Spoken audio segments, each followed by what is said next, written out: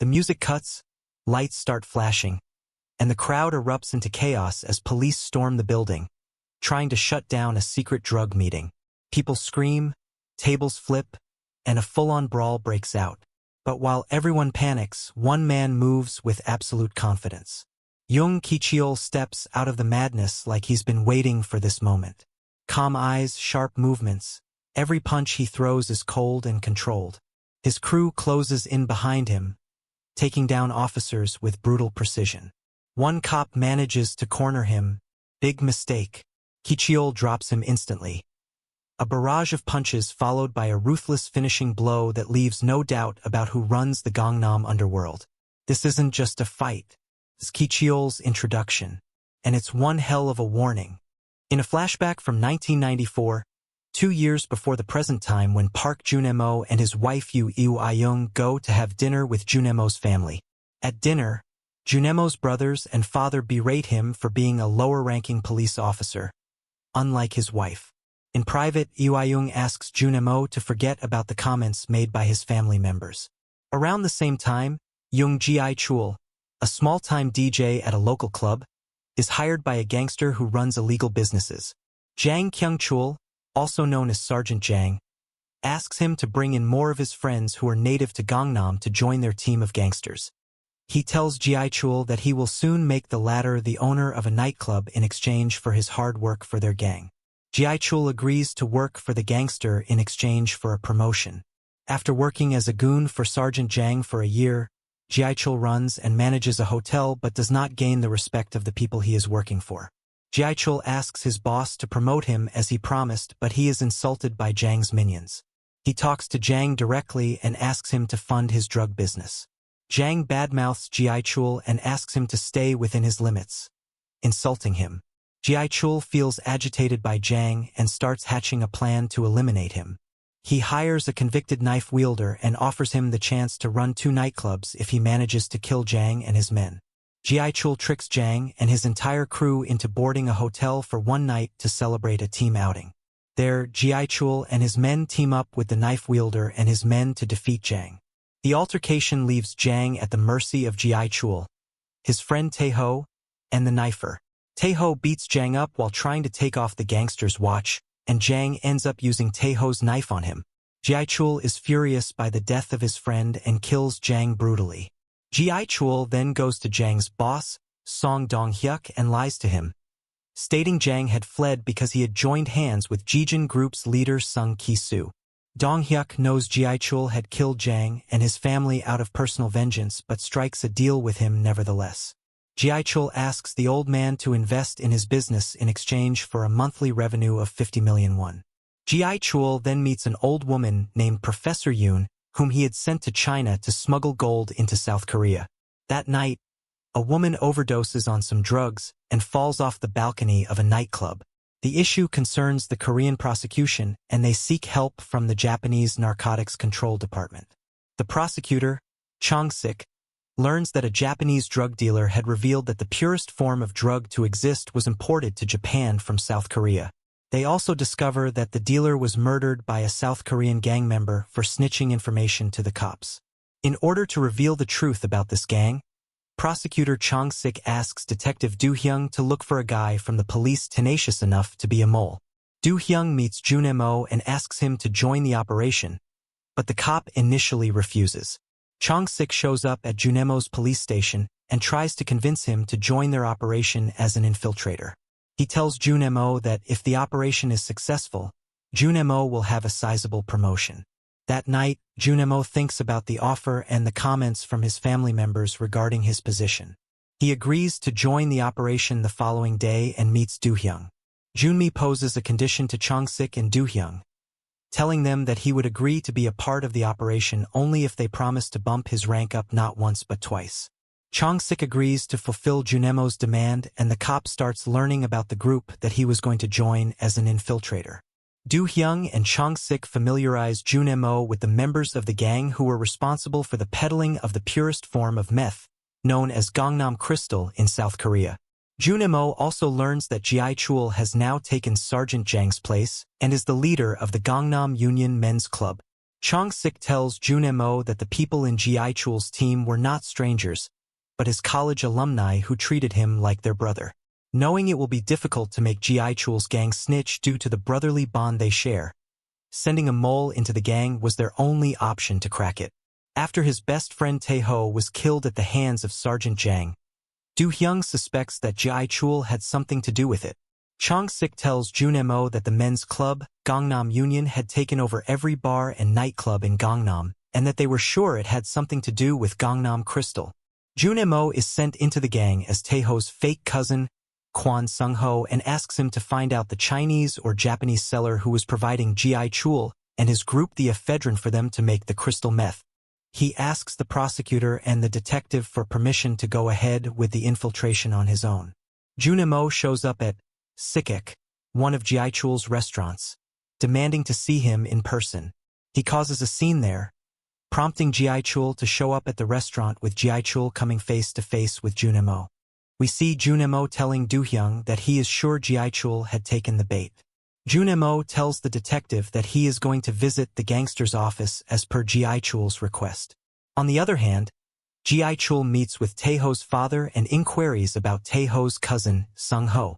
Since he is involved with the cops, Tae-ho's father tells Ji-cheol that his son is indeed very close to Sung-ho and that the two boys were raised together. Tae-ho's father returns the compensation money Ji-cheol gave him, asking him to stop visiting as he reminds the old man of his deceased son. Next, Jun-mo shows up at Ji-cheol's office and the gang leader tries to bribe Jun-mo as well. Jun-mo, as Sung-ho, causes a ruckus at Ji-cheol's office and refuses to take the money, cussing the gang leader out. The goons all try to beat up Jun-mo, but he manages to knock them out single-handedly.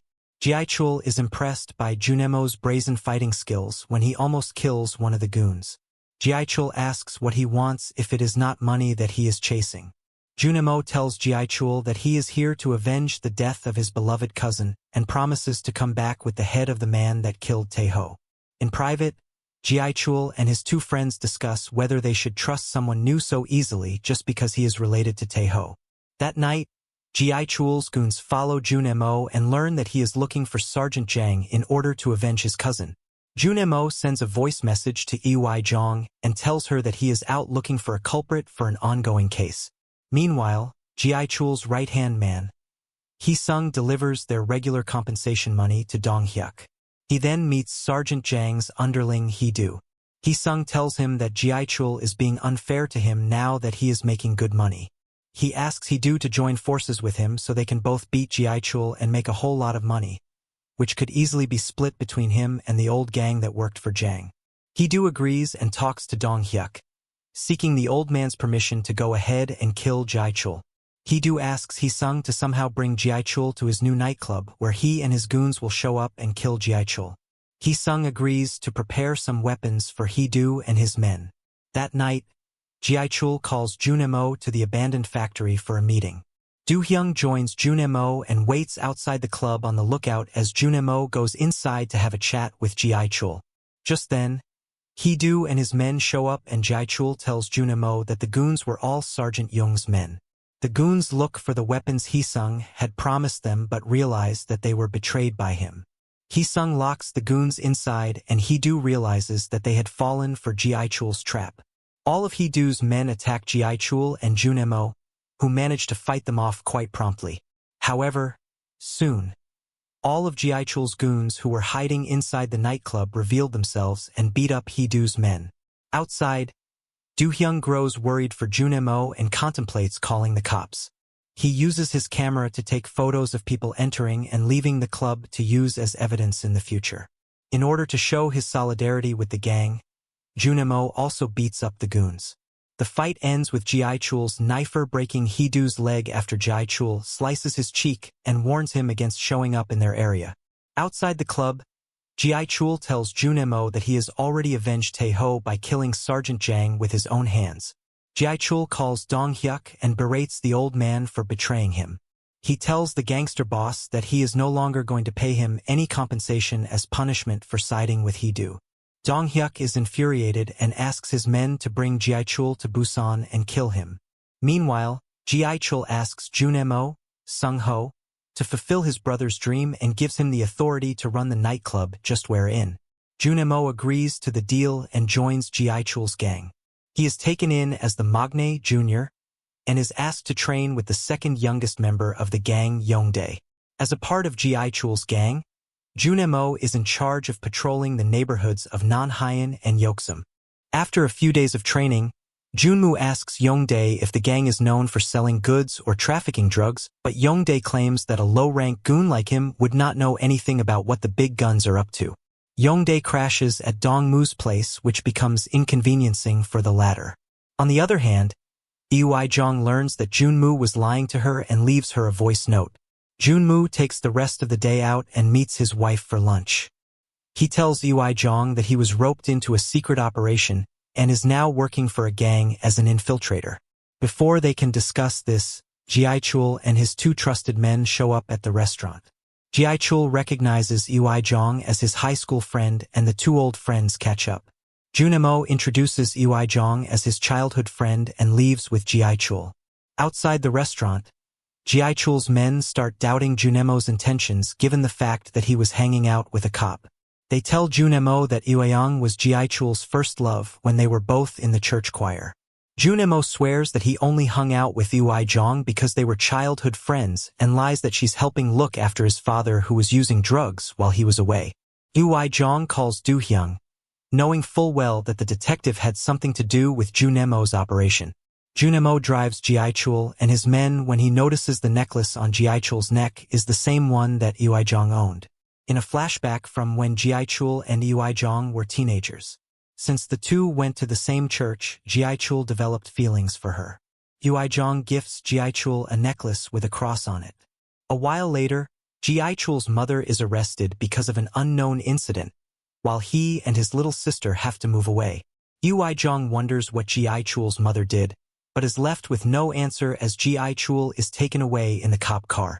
We move back to the present, and Ui-jong meets her mother who is getting medical treatment because of her cancer.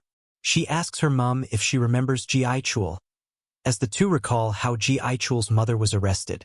Ui-jong's mother then asks about Jun-mo and wants to meet her son-in-law soon. Ji-cheol asks his informant to check up on Sung-ho and find background information on Ui-jong's family. Jun-mo calls Ui-jong and tells her that he lied to Ji-cheol about his father's health and asks the cops to handle the story of his background. Ui-jong is worried for the safety of her husband and asks Do-hyung to make sure he is safe. Ji-cheol's informant pays a cop for the background information and photographs of Ui-jong's husband, Jun-mo, who is a known cop. Ji-cheol looks at the photograph. He asks Jun-mo if he recognizes the man in the photo, who turns out to be Do-hyung. Jun-mo reveals that he has no idea who the man in the photo is, and adds that he's not aware that Ui-jong is married to a cop. On the contrary, Chong-sik tracks the cop who is working with Ji-cheol's informant and suspends him for leaking Jun-mo's photo. Chong-sik tells Do-hyung that it's smart for him to have replaced Jun-mo's photo from the police records with a photo of his own. Jun-mo tells the two that he wants to try something in order to win Ji-cheol's favor. A few nights later, Jun-mo and Yongdae are patrolling the town when they notice a van full of masked goons approaching Gangnam Union to attack and kill Ji-cheol, who's alone there. Jun-mo shows up and asks Yongdae to escort Ji-cheol to a safe spot. He single-handedly fights the masked goon and kicks them all out when Ji-cheol attempts to shoot them. He is injured after the incident, but Ji-cheol is impressed by his bravado. Ji-cheol asks for Jun-mo as Sung-ho to be made his personal bodyguard. Ji-cheol's friends are not happy with this sudden ranking up of a newbie but agree to follow the boss orders. Jun-mo is asked to stay in the gang's main office and is asked to be given a mobile phone. Jun-mo tells Do-hyung that their plan to disguise cops as masked men has worked and Ji-cheol is falling for their trap. The next day, Ji-cheol is given his code to the bunk room and is asked to memorize it. He calls Ui-jong and tells her to contact him on the phone that Ji-cheol provided since the gangster already knows about their friendship. Ji-cheol asks Jun-mo about his parents and the two men chat about Ui-jong. Ji-cheol thinks that Ui-jong should have married a rich guy instead of settling for some lame detective. Ji-cheol skips lunch with his friends and takes Jun-mo outside. He goes to the hospital where Ui-jong's mother was admitted, and asks his bodyguard to join him. Jun-mo states that he hasn't met Ji-cheol in years and meeting her mother all of a sudden would startle the old sick woman. Ji-cheol talks to Ji-cheol's mother and the two catch up. Ji-cheol's mother asks if Ji-cheol is a gangster because she's heard rumors about him. At the same time, Dong-hyuk goes to Japan to meet the gangster who was involved in the drug peddling business along with Ji-cheol. The gangster tells Dong-hyuk that the big boss, Kanemoto, treats Ji-cheol like his own son and it would be difficult for him to ask Kanemoto to cut ties with Ji-cheol. Dong-hyuk offers to take over the business that Ji-cheol runs and asks for him to be taken care of too.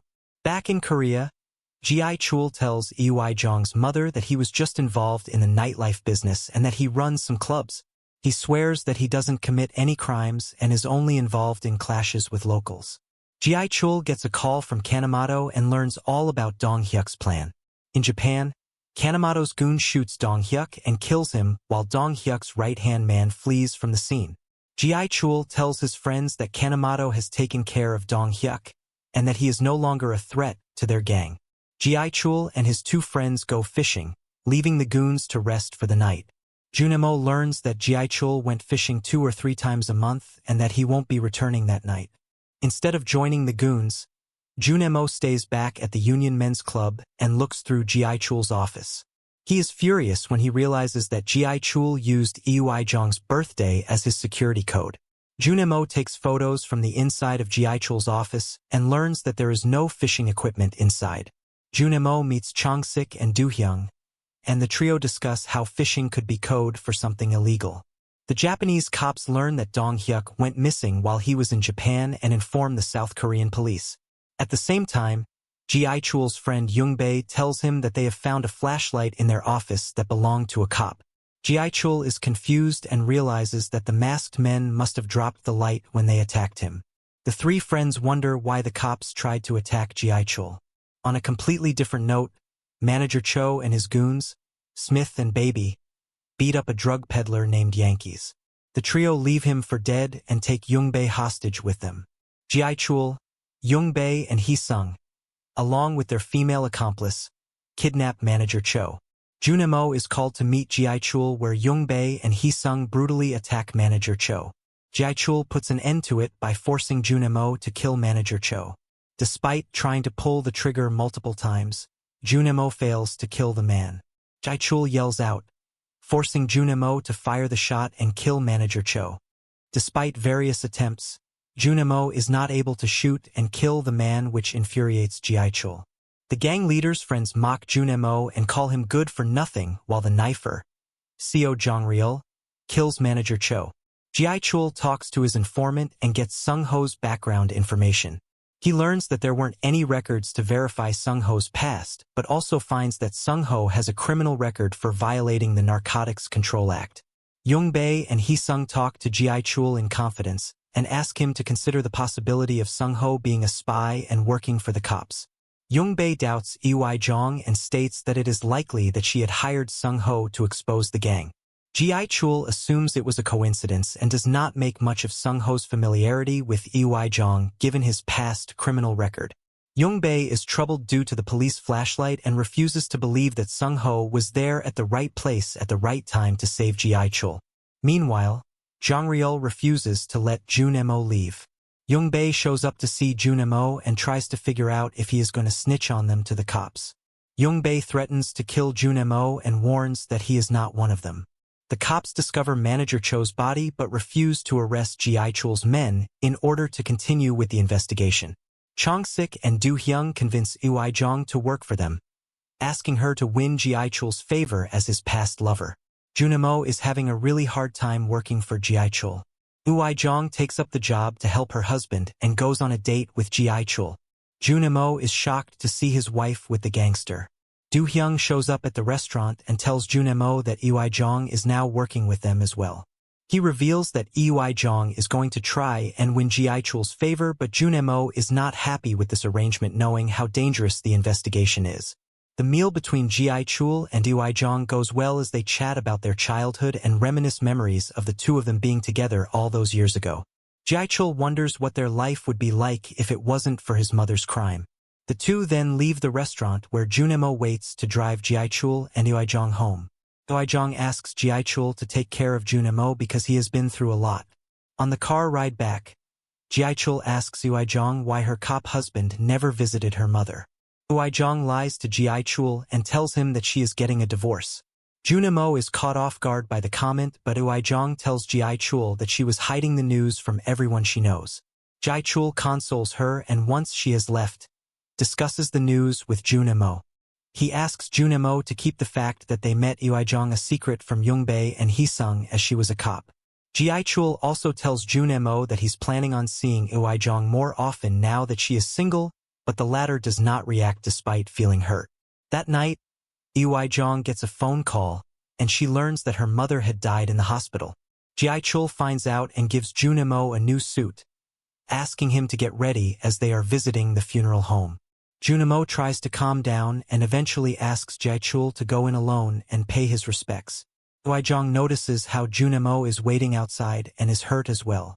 She offers to go out on a walk with Ji-cheol and thanks Jun-mo for visiting. Just then, Ui-jong's nephew shows up and calls out to him. Ui-jong and Jun-mo are tense while Ji-cheol appears confused. Do-hyung appears out of nowhere and pretends to be Jun-mo, Ui-jong's husband. He takes the child inside and Ui-jong tells Ji-cheol that her family doesn't know about the divorce. The two go out to get some fresh air but Do-hyung shows up. He asks how Ji-cheol knew Ui-jong and the gang leader complains how Do-hyung is a bad son-in-law who never visited his sick mother-in-law. This goes on for a bit while the real Jun-mo watches in silence. Do-hyung leaves after a bit and Ji-cheol consoles Ui-jong before leaving with Jun-mo. Jun-mo asks Ji-cheol to wait in the car for a bit and runs inside to use the restroom. Instead, he goes to pay his last respects to Ui-jong's mother. Do-hyung and Chong-sik refuse to let him go inside as it could draw attention to him. Jun-mo struggles to stay and go back just like that, but the two ask him to think about how far they've come. He then pays his respects to his mother-in-law from outside the funeral home and leaves. A flashback shows Jun-mo and his mother-in-law chatting where the woman is very accepting of Jun-mo, unlike Ui-jong's brothers and father.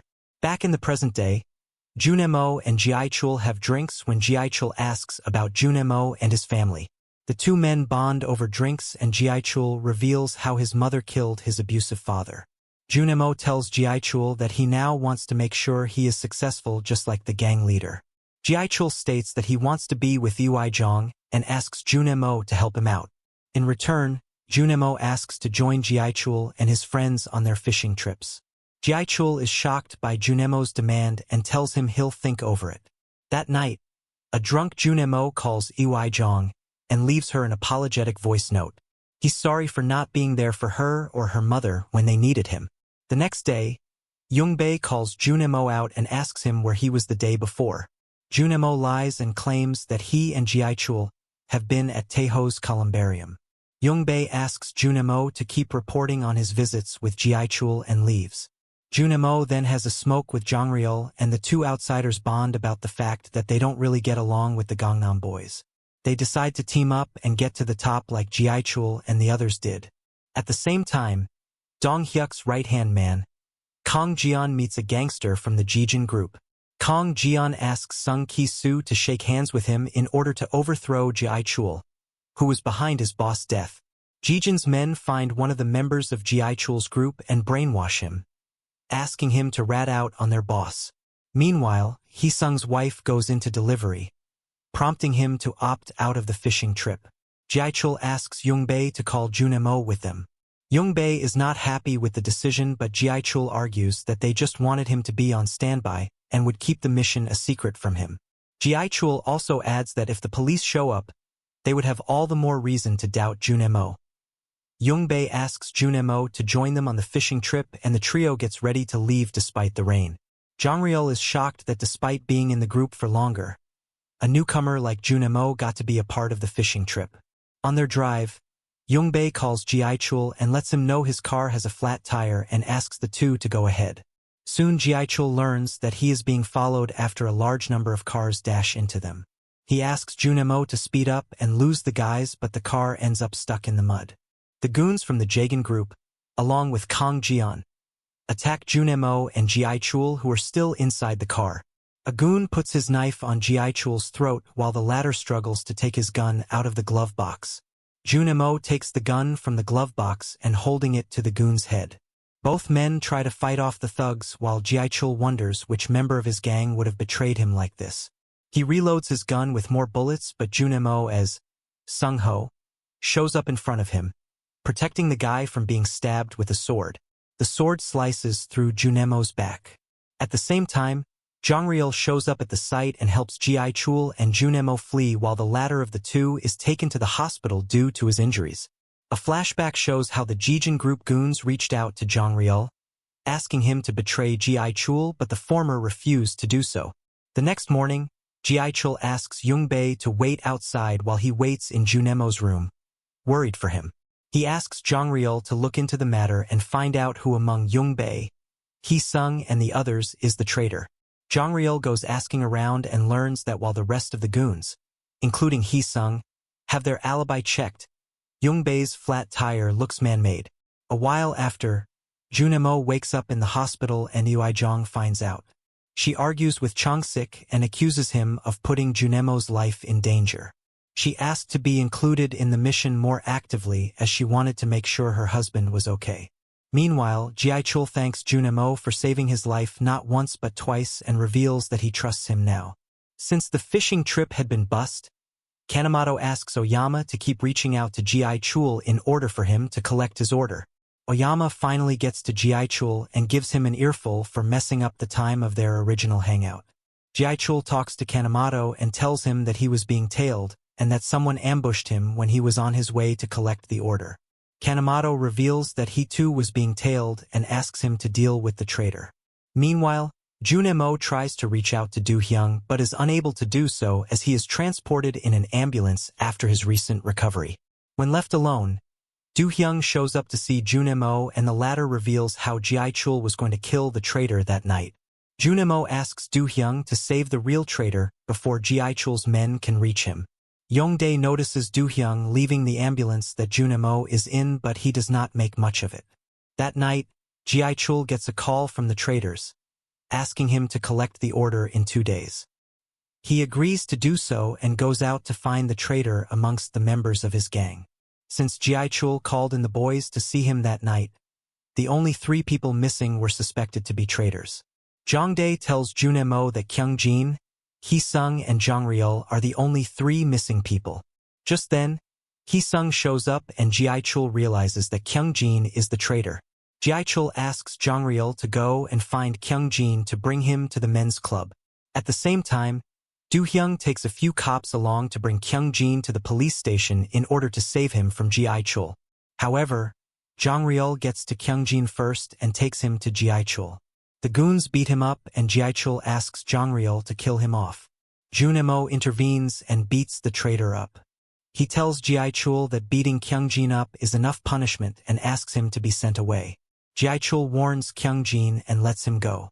Ji-cheol then takes Hee-sung, Jung-bae, Jong-ryul and Jun-mo as Sung-ho and tells them about the upcoming order. Jung-bae is shocked that Ji-cheol was allowing Jong-ryul and Jun-mo in their private conversation. Ji-cheol argues that the Japanese traders are furious with them for missing their delivery and that they need all the help they can get. On the contrary, Chong-sik learns about a Korean resident, Professor Yoon Won-gil, who had left for China and hadn't returned ever since. He tells Do-hyung that Ji-cheol was involved in a smuggling trade between both Japan and China, which further complicates things. The cops seek help from the Chinese police and issue a lookout for Professor Yoon, who is hiding in China. The next morning, Yoo-jong calls Ji-cheol and asks him to see her the following day. Ji-cheol is reluctant because of the order but still agrees to meet Yoo-jong. He tells Jung-bae and Hee-sung that he is not going to be there to meet the order from China and adds that Sung-ho, Jun-mo, will be taking care of it. The 2 boys are not happy with the news. Jong-ryul and Jun-mo meet Ji-cheol in his office and tell him that they need to be careful of Jung-bae as it is possible that he too is involved with his enemies. Ji-cheol tells them that Jung-bae is like a brother to him and asks Jong-ryul to find out more and be careful when he goes about finding the truth about Jung-bae's involvement in the attack. That evening, Ji-cheol has a drink with Jung-bae while Jung Ki-cheol threatens one of the goons who are in the hospital. Jung Ki-cheol tries to check if the goon knows Jung Bae. As Jung Ki-cheol and Jung Bae share drinks, the two take a walk down memory lane and recall their early days in the business. While in confidence with Jung Ki-cheol, Jung Bae offers to go meet the Chinese client, but Jung Ki-cheol refuses the request. Jung Ki-cheol calls Jung Ki-cheol to tell him that Jung Bae is clean, and Jung Ki-cheol finally takes a sigh of relief.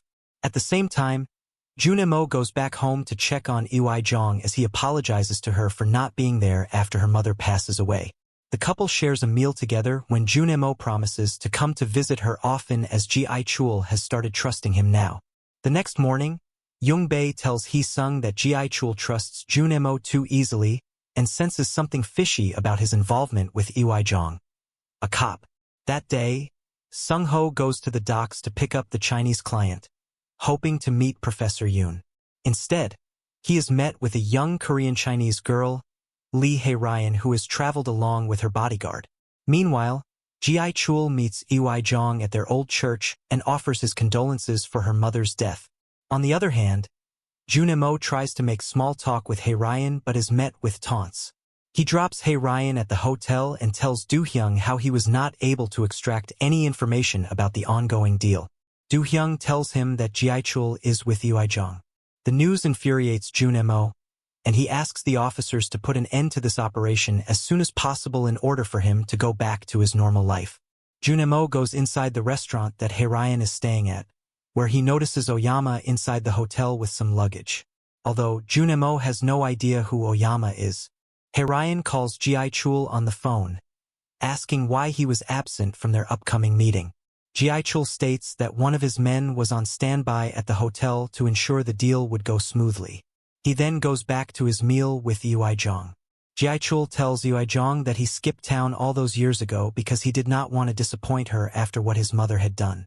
He reminds Jung of a promise he made years ago, wherein he mentioned that he would marry her once he had a few successful businesses. Jung wonders if Jung Ki-cheol is successful enough and asks a few questions about Jung Ki-cheol's businesses. Jung Ki-cheol diverts the conversation and reminds Jung of their teenage years. After the meal, Jung recalls how teenager Jung Ki-cheol was determined to become someone who was never looked down upon. Jung Ki-cheol shows up at the hotel for the meeting with Hae-ryan, who is here on behalf of Professor Yoon. Jung Ki-cheol waits with Hae-ryan's bodyguard while Jung Ki-cheol talks business with her. He asks her to partner with Korea instead of Japan, promising to buy 10 kilograms worth of goods every month. Hae-ryan leaves without a word and Jung Ki-cheol appears troubled. Just then, Jung Ki-cheol gets a call from Oyama, who asks to meet him the following day. Jung Ki-cheol is shocked to learn that Oyama was in Korea without his knowledge. Jung Ki-cheol meets with Chong-sik and Do-hyung to discuss their plan of action.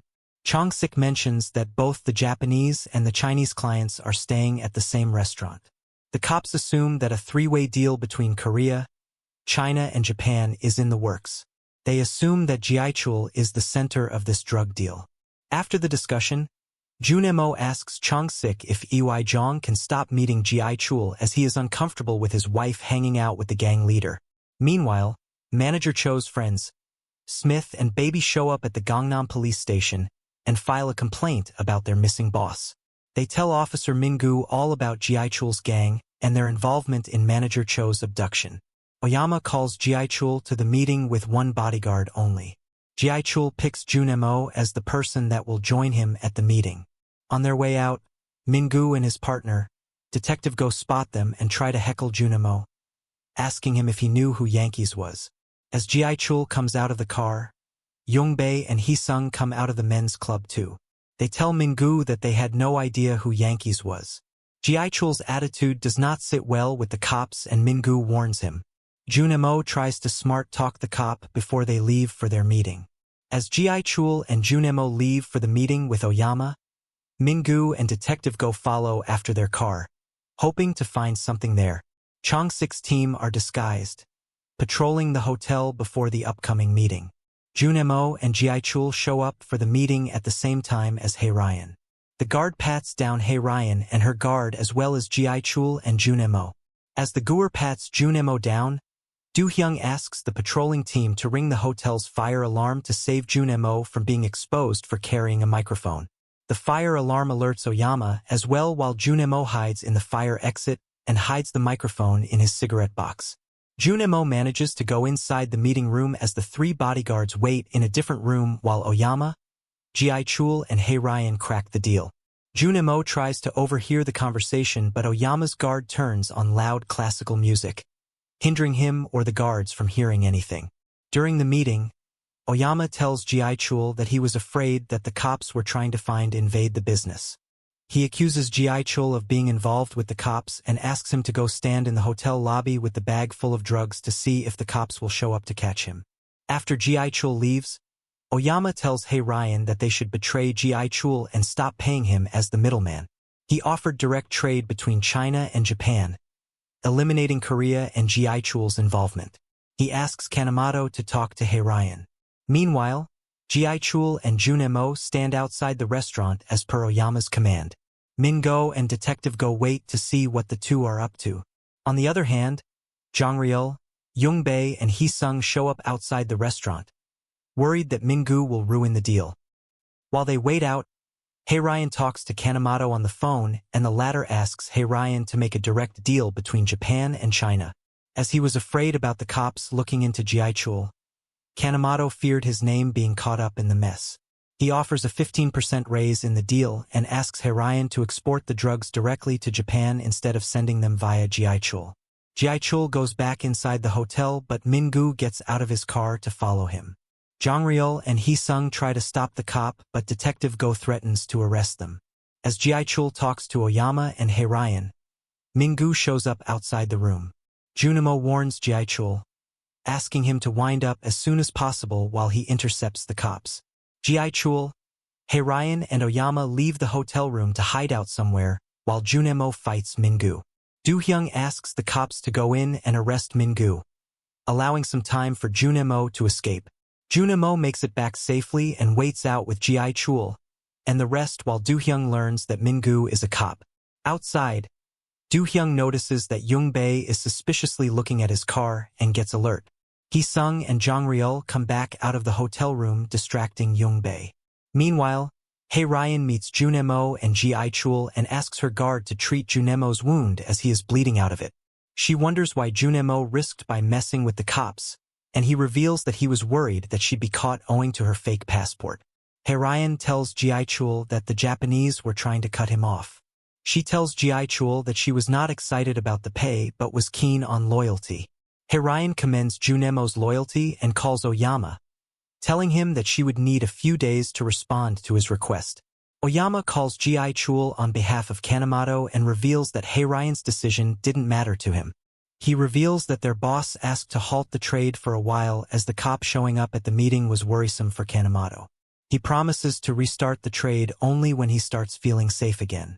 After the call ends, Hae-ryan tells Ji-cheol that her decision would depend on Japan's involvement in the trade as the customers for their products were mainly in Japan.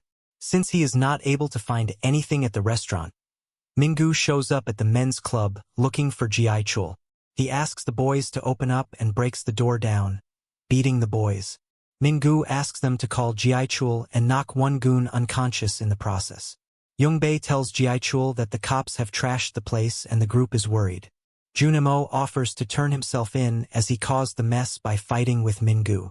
Jun-mo asks Ji-cheol to let him join the trade between China, Korea and Japan after he is finished dealing with Min-gu.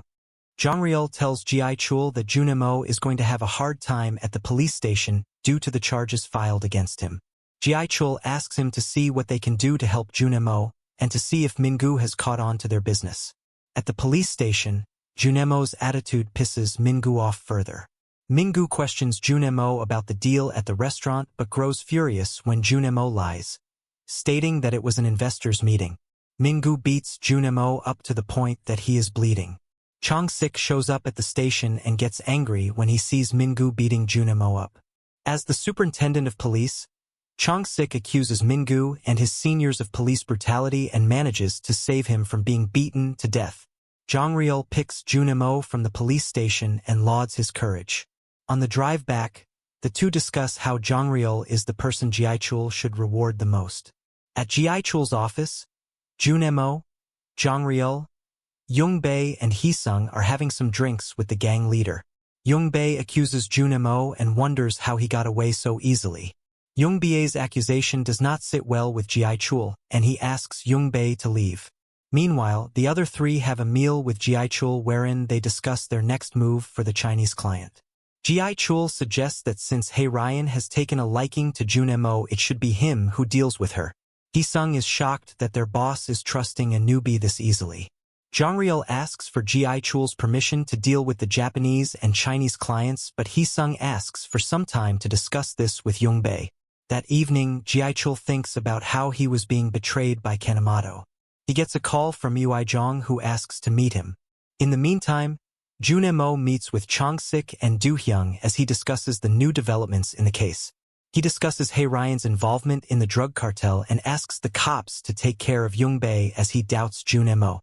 That night, Uijong asks Ji-cheol if something is bothering him and wonders if she could help him in any way. Ji-cheol is glad that Uijong offered to help him and asks how she deals with her mother's death. That night, Ji-cheol goes to meet his mother and has a meal with her and asks for a favor. At the same time, Hae-ryan's bodyguard visits a local drug dealer and purchases some Gangnam Crystal from him. The next morning, Jun-mo calls Hae-ryan, asking her to join him for the tour she had asked for. At the same time, Jung-bae pays Ji-cheol's informant a huge sum of money, asking him to look into Uijong and her involvement with Sung-ho. The informant calls Ji-cheol and tells him that Jung-bae was sneaking behind his back, asking for Uijong's details. Ji-cheol asks the informant to keep the details a secret. Meanwhile, Hae-ryan gets flirty with Jun-mo on their outing. She tells him that he doesn't look like a gangster but like a soldier. Jun-mo asks her to trust Ji-cheol and continue the trade with him. Hae-ryan tells Jun-mo that instead of transporting the drugs from China to Japan as he should have, Ji-cheol was stashing the drugs in Korea and giving the Japanese clients a low-quality alternative. She states that Ji-cheol was actually making the drug locally available despite the drug being illegal in the country. Hae-ryan claims that Ji-cheol is not someone she can trust.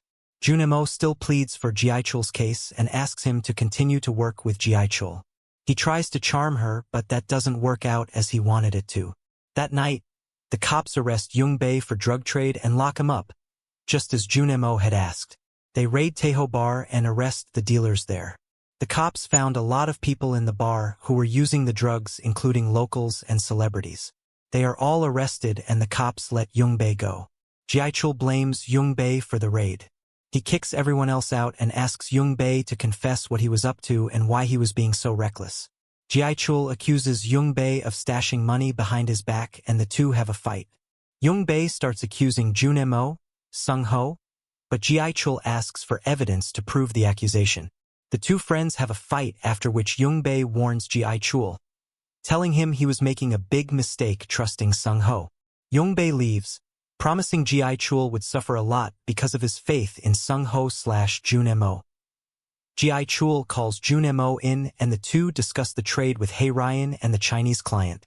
Just then, Hae-ryan gets on a call with Jun-mo, asking him out on a date. She tells Ji-cheol that she will take some time to determine if she sees a future doing business with him and asks him to let Jun-mo go out with her. Jun-mo tells Ji-cheol that he is going to give his all to make sure that the deal with the Chinese client goes well. As Jung-bae leaves the club for good, Jong-real shows up in the elevator, mocking him. The two men have a brutal fight that ends with Jong-real slashing Jung-bae's forehead with a mirror, warning him never to show up at the club. With his mother's help, Ji-cheol organizes a memorial for Uijong's mother and all of her mother's old friends. The woman talks to Uijong after the service and mentions how she used to be friends with someone named Chung-dae. This sets Ji-cheol off, after which he calls his informant. He asks what Jung-bae paid him to verify and learns that Jung-bae was trying to find a connection between Uijong and Sung-ho, Jun-mo. Ji-cheol asks his informant to find out if the two actually were childhood friends. The service ends, after which Ji-cheol and Uijong wait at a restaurant. He asks her to stay with him for an hour. At the same time, Chong-sik tells Jun-mo that Uijong is with Ji-cheol. The cops learn that Ji-cheol's informant was looking into Sung-ho's childhood. He learns that Uijong's father never transferred to the same town that Sung-ho grew up in. The informant is about to take the documents to Jung-ki-cheol when Jun-mo shows up. The two chat on the rooftop of the building. The man calls Jun-mo's bluff and accuses him of lying to Jung-ki-cheol. The informant tries to flee from the roof, but Jun-mo chases after him. The informant falls off the building and dies in his attempt to jump off the roof to escape Jun-mo. In China, Professor Yoon learns that Jung-ki-cheol was selling off drugs in Korea instead of sending them to Japan as per their trade. The Chinese traders decide that Jung-ki-cheol will have to pay the price for his actions. Ryan meets with Jagan Group's Ki-soo, who asks her to start a new business with him instead of Jung-ki-cheol. He offers to buy the same number of drugs and agrees to pay an even higher amount for it. Ryan refuses to strike the deal and calls Ki-soo too loud for their business. Meanwhile, Jun-mo is scared after the informant's death. He recalls seeing his personal information on the documents along with that of Jung and her family. Jun-mo flees from the scene and takes the papers and the informant's phone with him. On the other hand, Jung-ki-cheol tries to get in touch with his informant and grows curious when no one responds. Chong-sik tells Jun-mo that the informant had died before relaying any information to Jung-ki-cheol. Jun-mo is furious with Chong-sik and Do-hyung for putting his safety on the line. Jung-ki-cheol learns that the informant died from falling off the building. That night, Jun-mo tells Jung-ki-cheol that Ryan had asked to meet him for a date the following day. Jun-mo starts talking about the business and Jung-ki-cheol observes that Jun-mo is much more interested in the drug business than him. Jun-mo reassures Jung-ki-cheol and asks to trust him as he wants to make it big in the business too. Jung learns what happened to the informant and what Jun-mo had to do to save himself and her family. She yells at Chong-sik for being negligent with the lives of his employees. That night, Jung calls Jung-ki-cheol and asks him for a date the following day. Jung-ki-cheol recalls Yoongbei's words about Jung and takes his pistol along on the date. Jung also takes her pistol when she leaves to meet Jung-ki-cheol. Jung-ki-cheol calls Yoongdae to his office and asks him to trace the informant's steps. He asks Yoongdae to bring him the information that the informant was chasing after. The next morning, Jung-ki-cheol gives Jun-mo a new suit for his date with Ryan. Jun-mo and Ryan are about to leave for their date when Jung shows up to see Jung-ki-cheol. Jun-mo and Jung share a glance and she asks him if he is doing okay. Ryan is curious after the interaction. Both couples go their separate ways as Jun-mo takes Ryan on a drive, while Jung-ki-cheol shows Jung his office. Jun-mo and Ryan go to a local town and spend the day trying to cut out the dalgona candy. At the same time, Yoongdae ends up at the archive office where he finds the documents that the informant was going after. Jung takes Jung to the docks. The two discuss his feelings for her and Jung gets a call from Jun-mo. She avoids the call and goes on another car ride with Jung. At the same time, Ryan gets upset that Jun-mo is not giving her his full attention. Yoongdae calls Jung and tells him that there was no phone found on the informant's dead body and that he had last visited the police archives office. Jung asks Yoongdae to try and find the documents that the informant was looking for. Jung takes Jung on a walk at the beach and asks her if she has lied to him about living in the same town as Sung-ho. She reveals that she lived in the town on and off when she went to visit the place. Jung gets another call from Yoongdae, after which he seems relaxed. He puts a necklace on Jung as his present to her. Do-hyung thanks the receptionist for giving Yoongdae the fake document and asks her to make sure she does the same when anyone else comes asking for the information. Yoongdae goes back inside the office to give some flowers to the receptionist and notices Do-hyung there. He does not recognize him instantly but greets the receptionist and goes back to the union. At the same time, Mingu learns that Jung-cheol's informant suddenly died the day before. He goes to visit the site of the accident with Detective Go. On the contrary, Jong-ryul and Hee-sung follow Oyama to see what the Japanese were up to. Ryan tells Jun-mo that she wants him to meet her father in China, the drug trader. On their drive back home, Jung tells Jung that he was aware of how complicated his work was, but adds that he really had feelings for her. Jung tells him that she is just as confused as him. On their date, Ryan agreed to continue the trade with Jung if Jun-mo became the carrier. She also asks him to convince Jung to pay the same price as Ki-soo and asks him to make the decision then and there. Meanwhile, Jung tells Ji-chul that she had looked up his records after meeting him and found out that he was involved in Sergeant Jang's murder. She adds that she did not care if he was involved in Sergeant Jang's murder because she had feelings for him. She asks him to trust her because she loves him. Ji-chul kisses Jung and takes her to the union to introduce her to his employees. He gets a call from Hee-sung and Jong-ryul, who tells him that Oyama was meeting with Jagan Group's Ki-soo. He asks Jong-ryul to arrive at the union with all the other employees. Hae-ryan asks Kong-san to talk to father, boss Ozan, about this arrangement and get back to her. Hae-ryan asks Jun-mo to continue their date in her hotel room and starts making out with him there. During the kiss, Jun-mo thinks about Jung and tries to pull back from the kiss. However, Hae-ryan kisses him with passion and they start making out aggressively.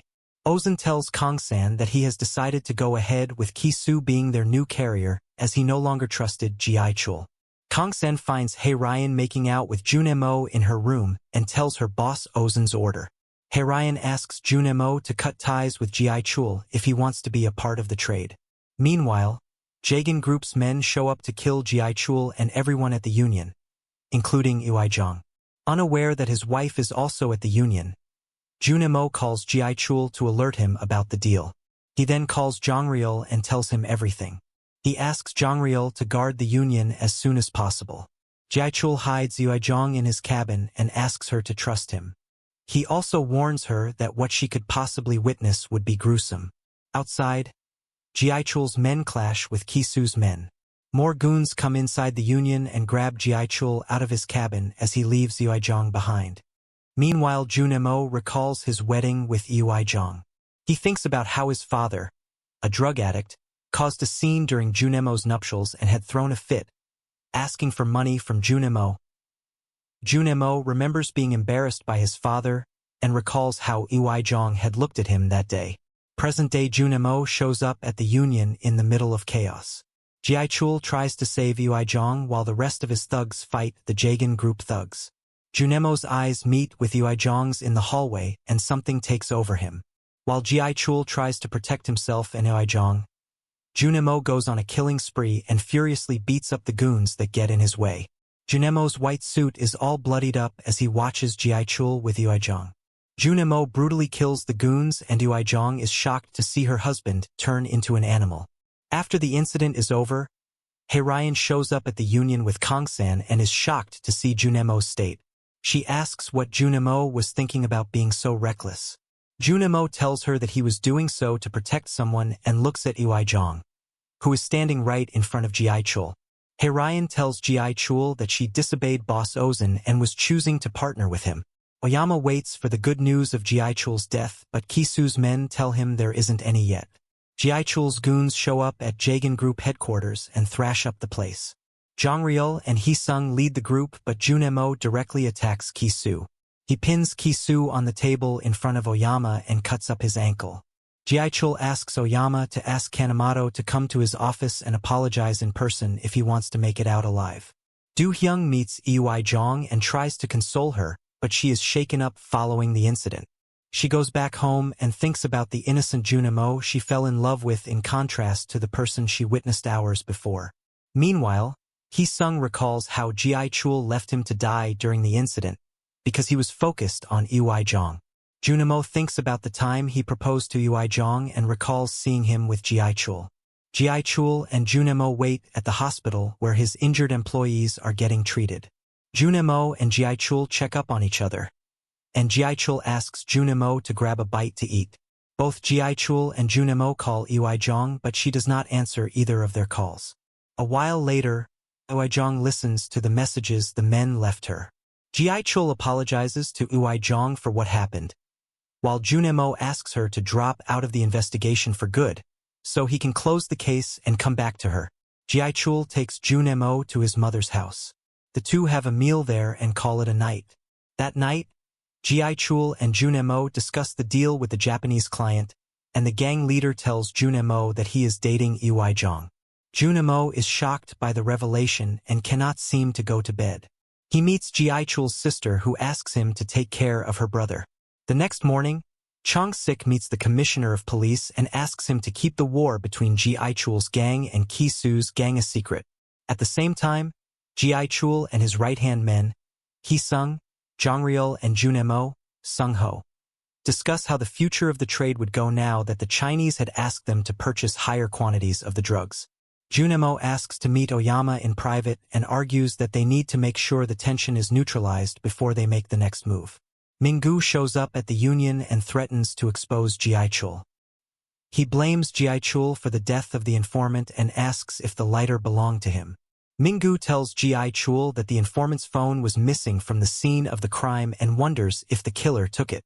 On his way out, Min-gu tries to trick Jun-mo into taking the lighter found at the scene of the crime. Jun-mo tells Min-gu that the lighter does not belong to him and asks the cop to take it back.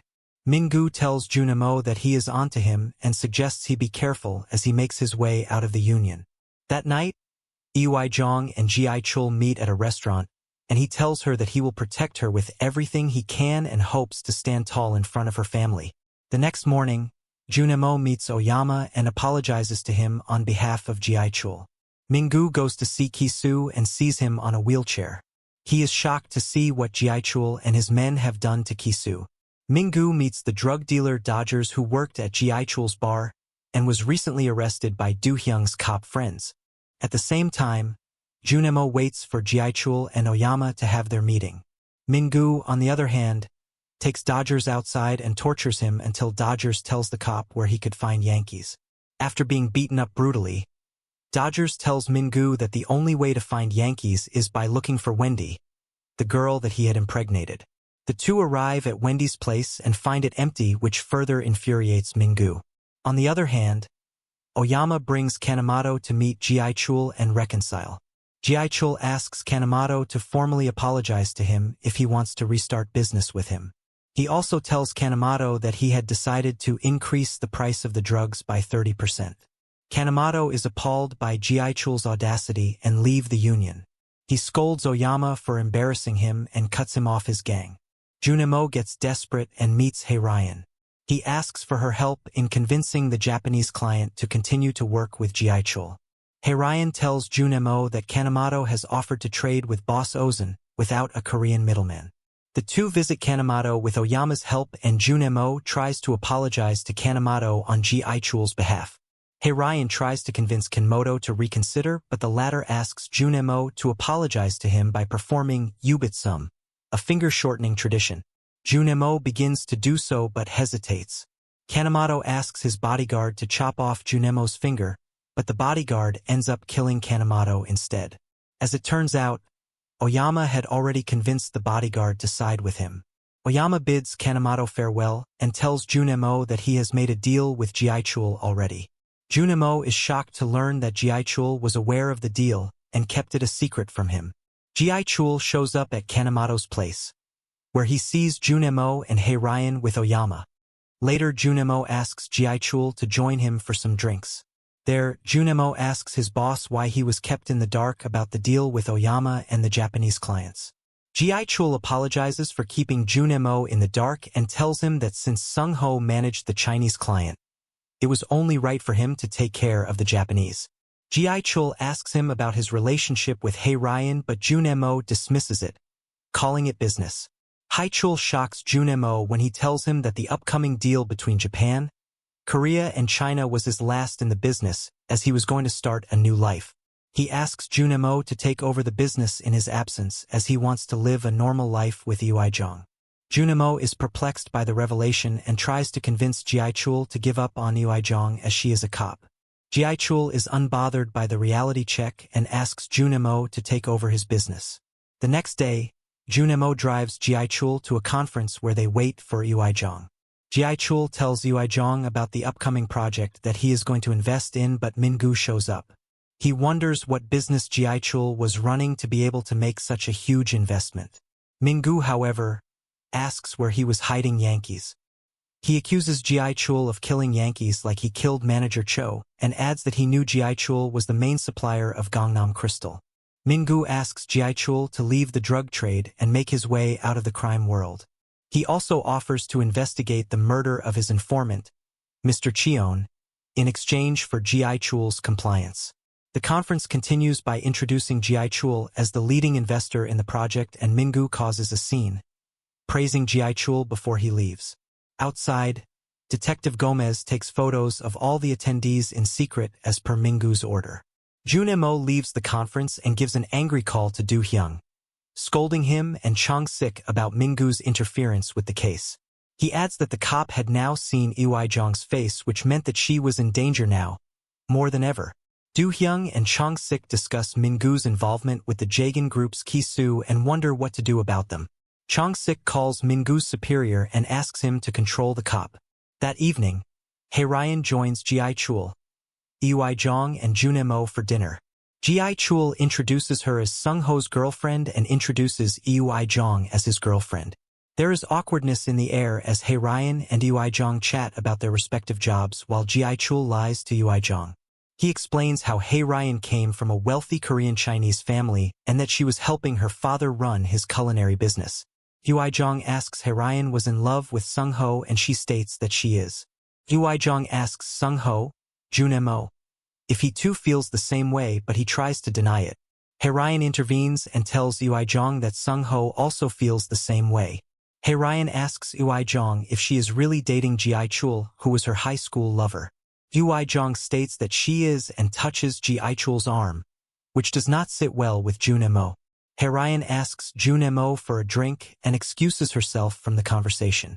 On their walk, Hae-ryan tells Jun-mo that she is going to live in Korea, the land of her grandfather, and run a business there.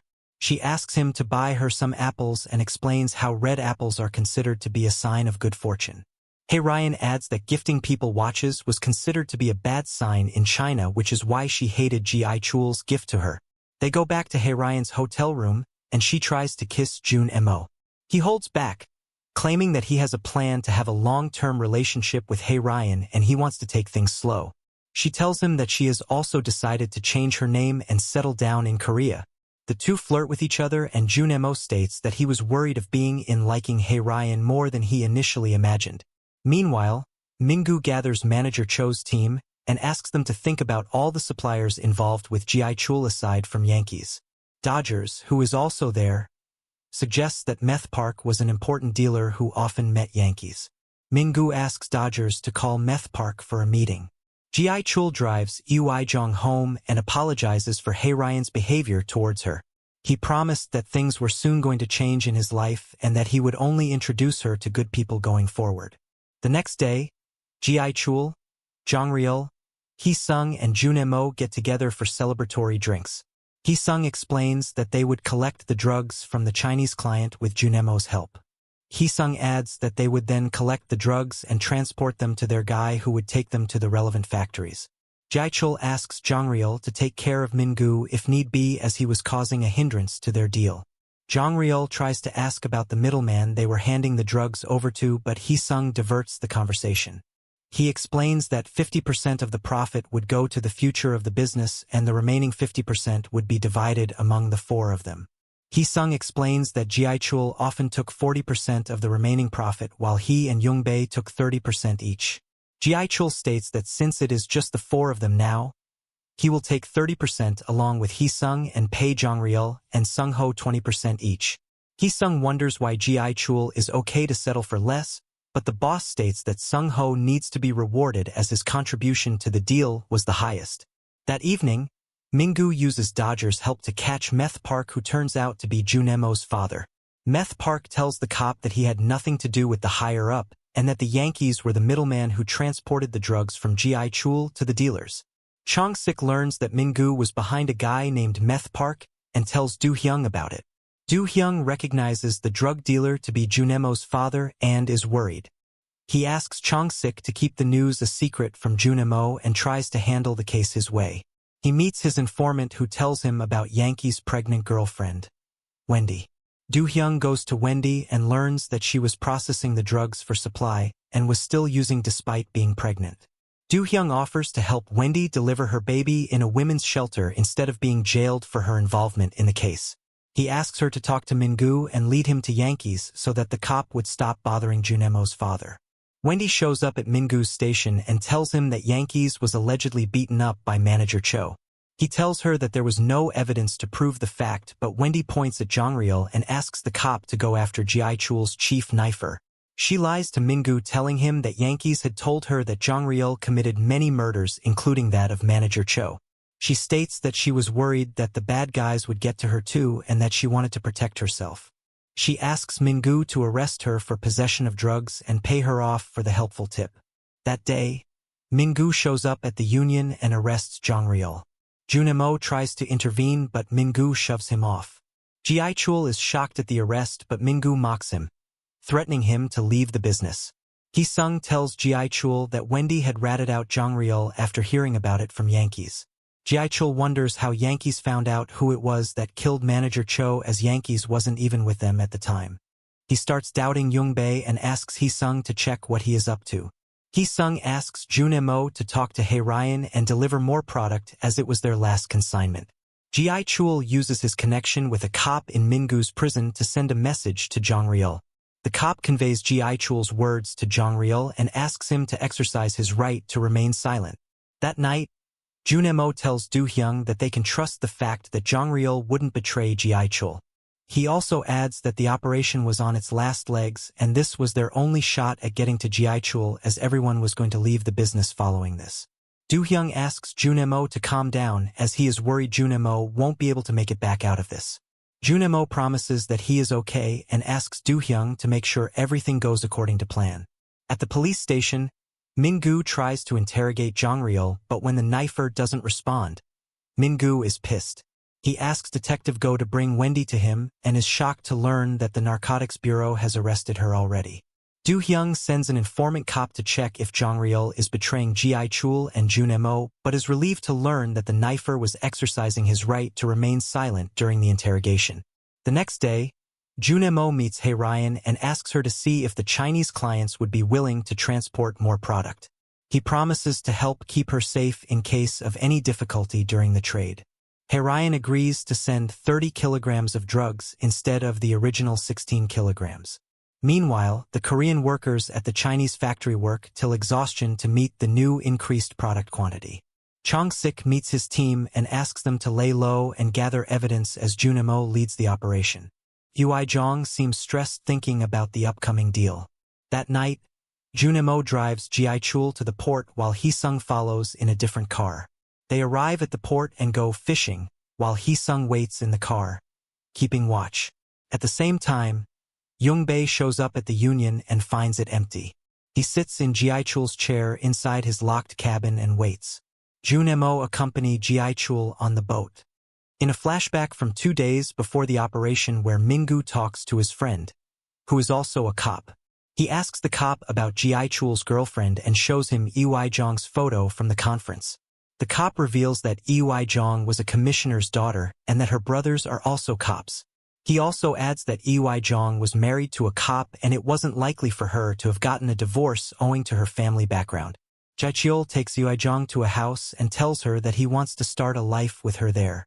Ui-jong tries to ask Ji-cheol about the upcoming business trip, but the latter doesn't share much about it. Present-day Ui-jong is worried sick at home and wonders if Jun-mo will be okay following the operation. A flashback shows her talking to Jun-mo, asking him to end it all when they are still safe. Jun-mo spots the necklace from Ji-cheol on Ui-jong's neck and wonders if his wife is worried about the safety of their enemy, Ji-cheol. On the night of the drug trade trip, Ji-cheol and Jun-mo collect the sacks full of drugs from the Chinese client. Jun-mo takes note of the Chinese boat's name. After stashing the drugs away, the two empty the remaining flour from the sack into the water.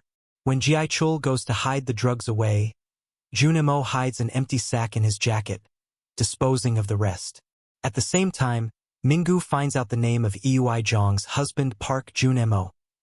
Mingu is now more determined to catch Ji-cheol and put him behind bars. Meanwhile, Jun-mo and Ji-cheol make it back to the shore and deposit the drugs in the trunk of their car.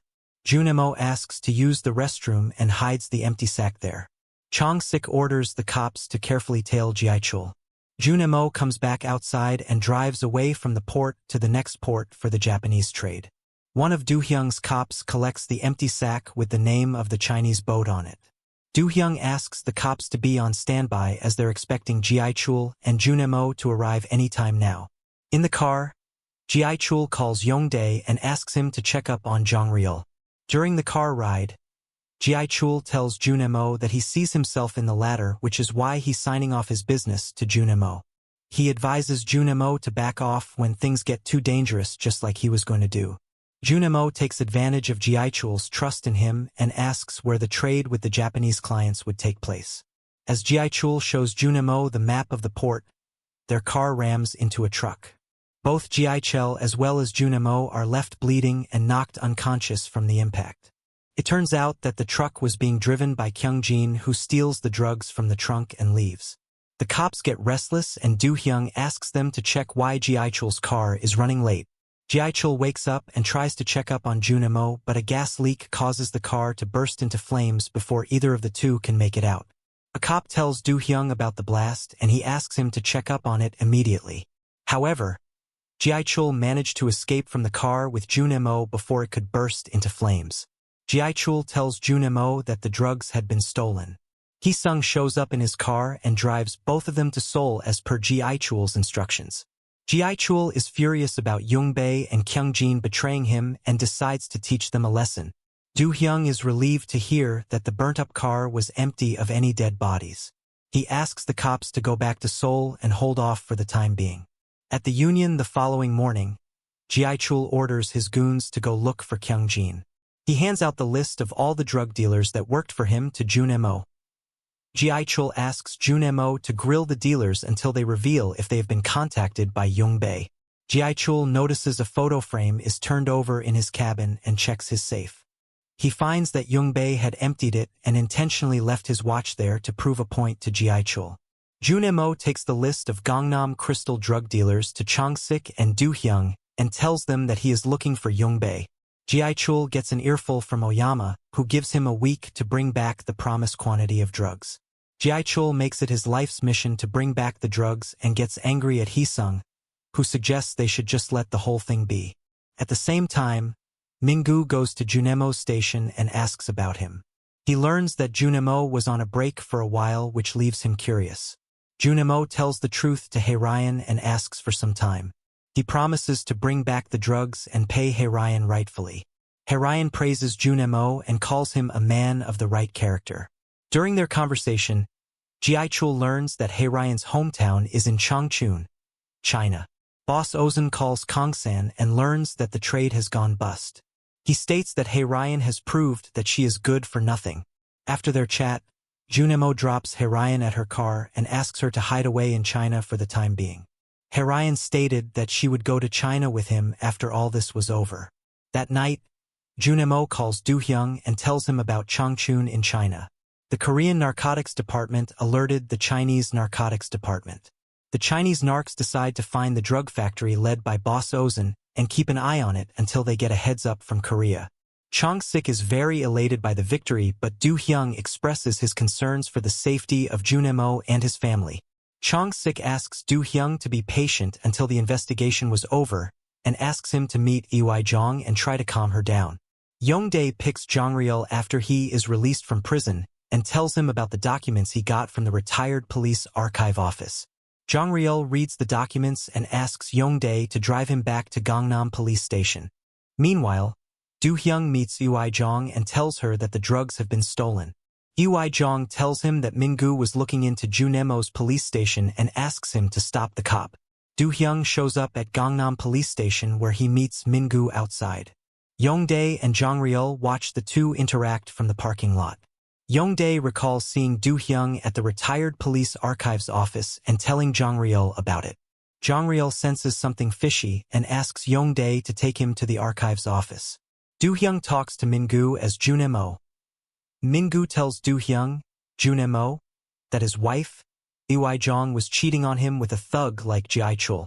He asks the cop to mind his own business and to stop meddling with his personal life. On the contrary, things take a chaotic turn at the union when one of the goons reveals that he was not able to track the dealer named Meth Park. Jun-mo gets furious and angrily pushes the goon out of the office. asking him to look for Meth Park. Hee-sung asks Jun-mo to calm down, but the latter gets angry as Hee-sung too, pissing him off. Ji-cheol asks Hee-sung to get in touch with their alumni and to try and find Jung-bae. In private, Ji-cheol tells Jun-mo that Jung-bae had stolen all of his money, further pissing the undercover cop off. Jun-mo asks Ji-cheol to go after Jung-bae's family, but Ji-cheol asks him to stop with his rage and take a minute to calm down. He asks Jun-mo to leave and the latter does so. Outside Ji-cheol's office, Jun-mo gets a call from Ui-jong, asking him to meet her in person for something urgent. Jong-ryul and Y0-ing-dae show up at the archives office just as the clerk, Ms. Jo, is leaving. Young-dae asks her to talk to Jong-ryul, who threatens to kill her. Jun-mo meets Do-hyung and Ui-jong, who hand over some of Jung-bae's phone records as well as information on Jung-bae's parents. Jun-mo is pissed at Ui-jong for risking everything and meeting him for something so trivial. Both Do-hyung and Ui-jong try to calm Jun-mo, but he lashes at Do-hyung for making him become like this by involving him in the investigation. He curses Chong-sik as well while scolding Ui-jong for distracting him by showing up in front of him. Simultaneously, records clerk Ms. Jo confesses that a cop had asked her to switch the records. Jong-ryul forces her to call Do-hyung and call him to the records office immediately. Ms. Jo does so and lies to Do-hyung upon Jong-ryul's instruction. Do-hyung decides to go meet Ms. Jo immediately, but Ui-jong asks him to be careful. Jun-mo tries to keep an eye on Jung-bae's father while Ji-cheol waits for a phone call with information on Jung-bae. Jong-ryul waits for Do-hyung to show up at the records office when he gets a call from Jun-mo, who tells him all about the swapped records. Jong-ryul states that he was waiting for the man pretending to be Jun-mo to show up and asks him to come along if he wanted to. Ui-jong calls Ji-cheol out for a walk and tries to ease off his stress. During their chat, Ji-cheol gets a call from Hee-sung, stating that they were just bringing Jung-bae to the union. Ji-cheol rushes to go back to the union and asks Ui-jong for a rain check. Ui-jong decides to follow after him. As soon as Ji-cheol shows up at the union, he learns that his men, including Hee-sung, have turned their backs on him. Jung-bae sits on the couch and mocks Ji-cheol for setting up new businesses in order to start afresh while leaving his employees to fend for themselves. Jun-mo rushes to the records office but does not make it in time. He forces Young-dae to open the locks and finds a beaten-up Do-hyung inside. Jong-ryul tells Jun-mo that the man is a narcotics officer working on an operation and pretending to be Ui-jong's husband. He tries to figure out who the real Jun-mo is and tries to kill Do-hyung. Jun-mo also tries to stop Jong-ryul but isn't able to do so. Jong-ryul threatens to kill Jun-mo if he doesn't shoot Do-hyung. He asks what Jun-mo's relationship with the narc is and wonders why he hesitates to kill him. Jong-ryul fires a shot at Do-hyung, after which Jun-mo tries to fight him off. Jong-ryul tries to kill Do-hyung but Jun-mo intervenes. He checks on Do-hyung and tries to call the ambulance. As he passes out, Do-hyung asks Jun-mo to never forget that he's a cop. Just then, more cops arrive at the scene and help take Do-hyung to the hospital while arresting Jong-ryul. Jun-mo waits outside the operation room for a while and goes back to the union to check up on Ji-cheol. A while after, the doctors tell Chong-sik that he's not able to save Do-hyun. Jung-bae bribes Min-gu and asks him to arrest Ji-cheol. Hee-sung is involved with Jung-bae as the two hands over the drugs to the cop, asking him to put Ji-cheol in jail for life for the possession of drugs as well as the abetting of murder. When Ji-cheol shows up at the union, Jung-bae mocks him for forgetting about his brothers, while he only thinks about his own future. Jung-bae asks if Ji-cheol even cares about the boys that work for him and their dreams. He claims to be the person that took care of the boys when he still worked with Ji-cheol. Min-gu shows up at the union and arrests Ji-cheol, while he is still shocked by the fact that his friends betrayed him. On his way out, Ji-cheol is shattered when Ui-jong sees him being taken away in the police car with handcuffs on. Jun-mo finds out that Ji-cheol was arrested and fury takes over him. He rams into the police vehicle, causing it to topple, leaving Min-gu and Detective Go injured. Ui-jong, who was following them, sees Jun-mo take Ji-cheol away. Jun-mo takes Ji-cheol to a hideout spot while Chong-sik keeps the news of Do-hyung's death a secret to keep him focused on the mission. Jung-bae decides to sell off the drugs to their regular buyers, but Chong-sik decides to stop him from doing so. He asks the cops to arrest all the regular buyers/drug dealers, leaving Jung-bae with no resort but to contact that Japanese buyer, Oyama. At the same time, Jun-mo stops Ji-cheol from making any rash decisions, asking his boss to trust his plan. In the hospital, Minggu finds it odd that Sung-ho has no criminal record to his name. Meanwhile, Kang-san shows up at the union and meets Jung-bae, demanding money for his product on Hae-ryan's behalf. He threatens Jung-bae, who then asks to meet Hae-ryan in person. After being discharged from the hospital, Minggu meets Jung-bae and Hee-sung, who tell him that the best way to find Ji-cheol and Jun-mo is by contacting their girlfriends Ui-jong and Hae-ryan.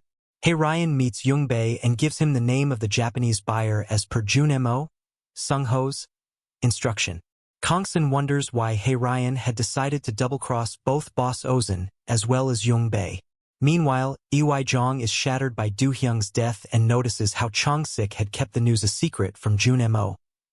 Detective Go shows up at the funeral home and finds out that Do-hyung was pretending to be Jun-mo. He shares the news with Minggu, who takes the information directly to Hae-ryan. Hae-ryan is heartbroken but decides to talk to Jun-mo first, asking if he was pretending to be kind to her with an ulterior motive. On the call, Hae-ryan asks him if she should go to China or stay back in Korea. Jun-mo states that Hae-ryan should live her own life by going to Hong Kong. Hae-ryan understands that Jun-mo has been honest about his feelings for her and decides to kill Minggu. Kang-san distracts Detective Go, which gives Hae-ryan time to flee from Korea. Jun-mo takes Ji-cheol to the port where the trade is about to take place. Once the Japanese trader takes the drugs in exchange of the money, the cops make a note of the name of the boat that leaves for Japan. Jun-mo reveals himself in front of Ji-cheol and handcuffs him to the steering wheel of the car. Ji-cheol is shattered by the revelation and doesn't know what to do. He watches as Jun-mo and the other cops arrest Jung-bae and the gang. Ji-cheol notices that Jun-mo has left the key to the handcuffs on the passenger seat on purpose, as well as the key on the car. The Chinese cops raid Boss Ozan's factory and arrest everyone there. The Japanese cop arrests Oyama just as he accepts the drugs from his dealer. The Korean cops arrest everyone at the union as well. Ji-cheol reads in the newspaper that the international projects he had promised to invest in were cancelled due to the lack of funds. Jun-mo visits Do-hyung's tombstone and pays his final respects to him. On the drive back, Ui-jong and Jun-mo discuss what the future of their marriage would look like after the mess they've been in. As soon as they arrive home, they find Ji-cheol waiting for them. Ji-cheol is more than just shattered upon finding out that he was betrayed by not one but two of his most trusted people. He tells Ui-jong that what she had done to him was also sinful in the eyes of God, considering how she was faithful. Ui-jong explains that she was okay living with guilt for the rest of her life. Ji-cheol decides to amplify her guilt by killing himself. Ji-cheol tries to shoot himself in the head, but Jun-mo shoots him in the chest to save Ui-jong from the trauma. Jun-mo tries to call the ambulance to help Ji-cheol, but holds back when he sees Ui-jong concerned about him. We jump to the day of Jun-mo, Ui-jong and Do-hyung's felicitation for their contribution to the operation. Jun-mo accepts the award and salutes Do-hyung's photograph as the late cop's wife receives the award on his behalf. He seems distant from Ui-jong. The show ends with Jun-mo visiting Ji-cheol's grave.